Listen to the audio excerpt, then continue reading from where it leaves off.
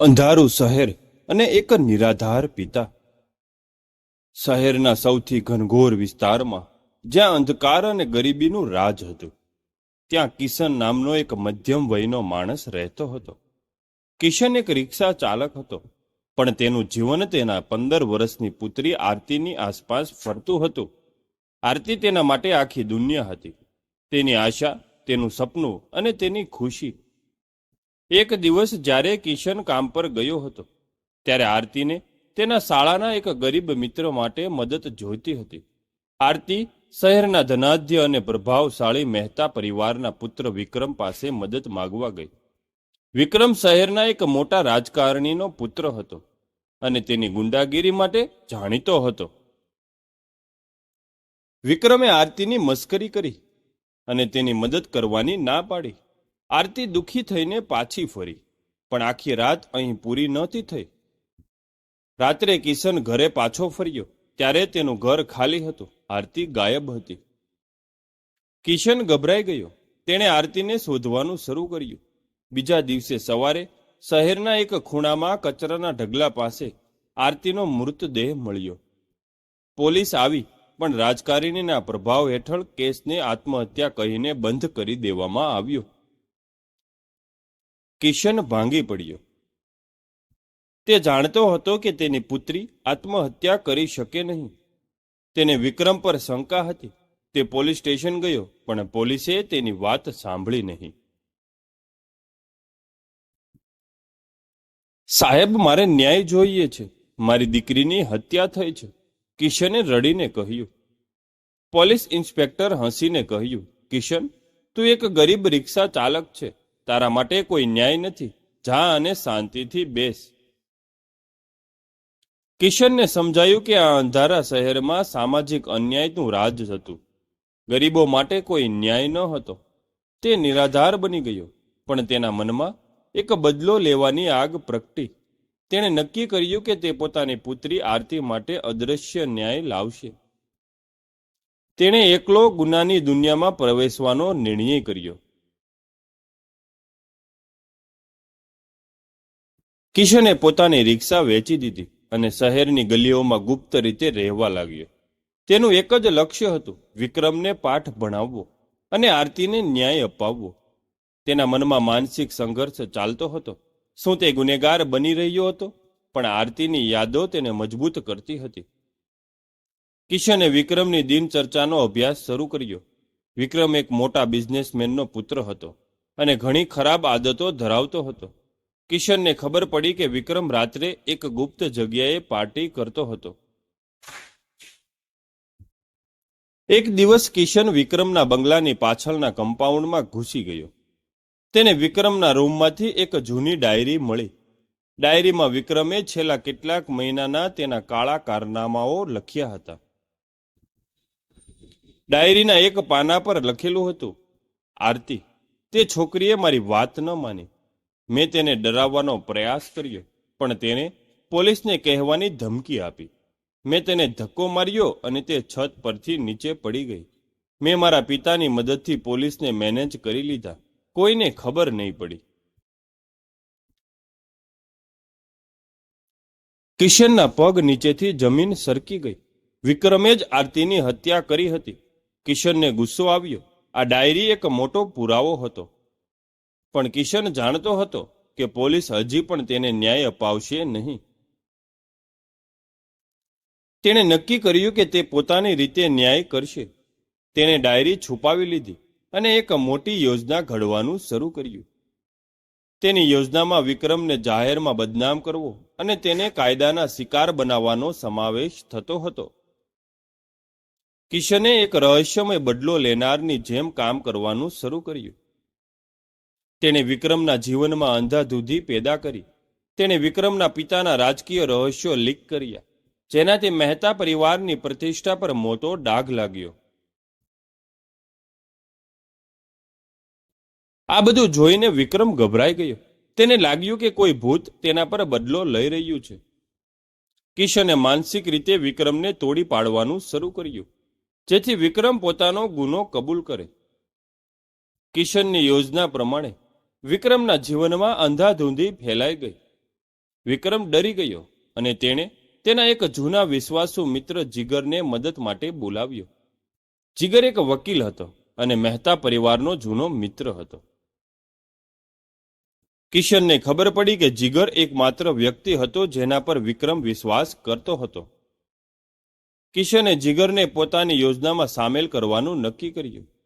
કિશન જીગર પાસે ગયો અને તેને આરતીના મૃત્યુની સાચી વાત જણાવી અને વિક્રમની ડાયરીનો પુરાવો પણ બતાવ્યો. જીગર સ્તબ્ધ થઈ ગયો. તે વિક્રમને બાળપણથી ઓળખતો હતો, પણ તેને વિશ્વાસ નહોતો આવતો કે વિક્રમ આવો ગુનો કરી શકે. કિશને જીગરને સમજાવ્યો કે જો તે વિક્રમને મદદ કરશે તો તે પણ આ ગુનામાં સામેલ ગણાશે. કિશને જીગરને વિશ્વાસનો એક ખેલ રમવા કહ્યું. વિક્રમને એમ જ કહે કે તું તેને બચાવીશ, પણ અંદરથી તું મારી મદદ કરજે. જીગર ખૂબ જ માનસિક સંઘર્ષમાં હતો. એક તરફ તેની મિત્રતા હતી અને બીજી તરફ આરતીને ન્યાય અપાવવાનો ધર્મ. આખરે જીગરે સત્યનો સાથ આપ્યો. જીગરે વિક્રમ સાથે વાત કરવાનું શરૂ કર્યું. તેણે વિક્રમને આશ્વાસન આપ્યું કે તેને આ મુશ્કેલીમાંથી બહાર લાવશે. વિક્રમે જીગર પર વિશ્વાસ કર્યો અને તેને પોતાની બધી વાત જણાવી, જેમાં આરતીની હત્યાની વાત પણ કબૂલી. જીગરે ગુપ્ત રીતે આ વાતચીત રેકોર્ડ કરી લીધી. જીગર કિશનને મળ્યો. મેં તારું કામ કરી દીધું છે કિશન. મારી મિત્રતા તૂટી ગઈ છે, પણ મેં ન્યાયનો સાથ આપ્યો છે. હવે આ પુરાવા પોલીસને આપવાનો સમય આવી ગયો છે. કિશન ખુશ થયો. તેને લાગ્યું કે આરતીને આખરે ન્યાય મળશે.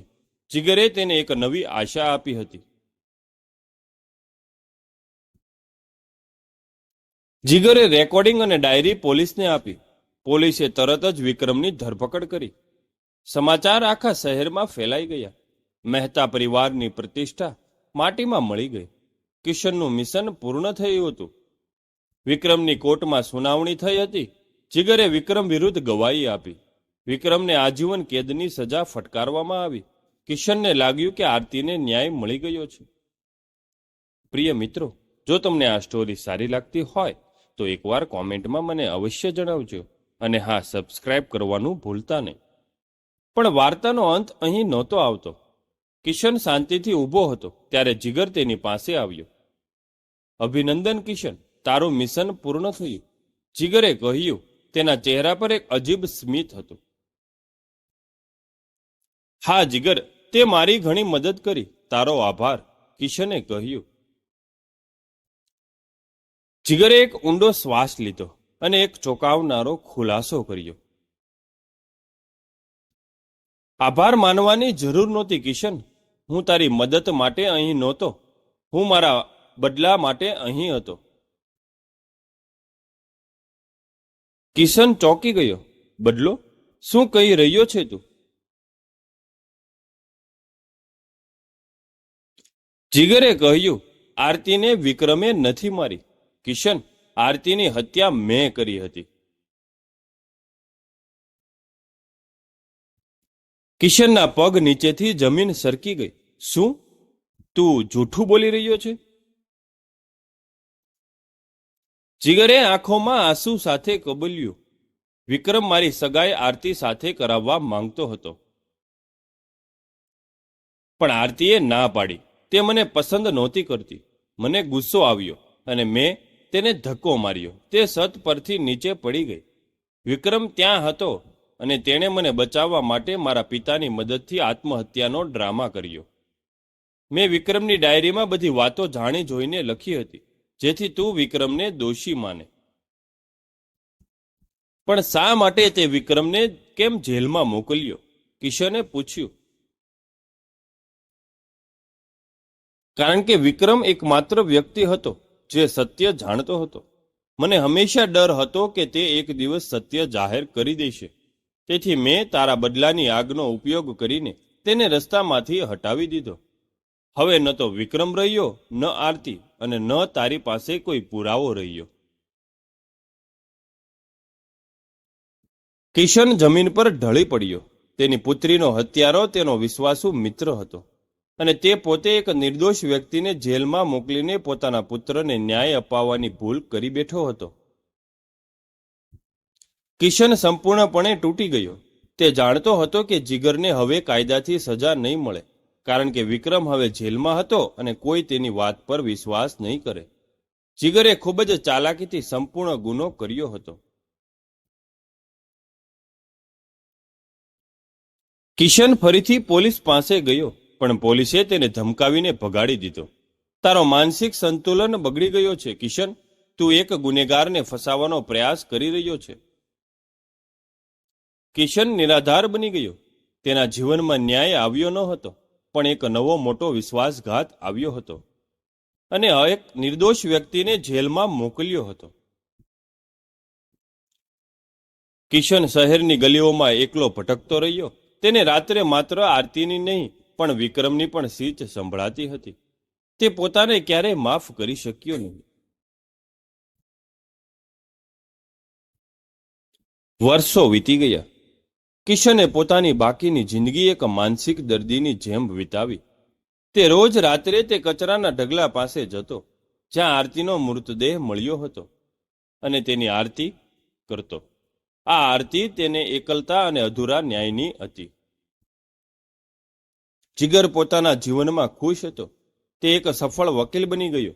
તેણે પોતાના ગુનાને એટલી સુંદરતાથી છુપાવ્યો કે કોઈને પણ તેના પર શંકા ન ગઈ. આ વાર્તાનો અંત અત્યંત દુઃખદ અને અસરકારક હતો. કિશનને તો ન્યાય મળ્યો, ન શાંતિ મળી. તેના જીવનમાં માત્ર એકલતાનો અંધકાર જ રહ્યો. સામાજિક અન્યાય સામે લડતા એક પિતાએ પોતાના હાથે જ પોતાના પુત્રના હત્યારાને મુક્ત કર્યો. એક નિર્દોષને જેલમાં મોકલ્યો.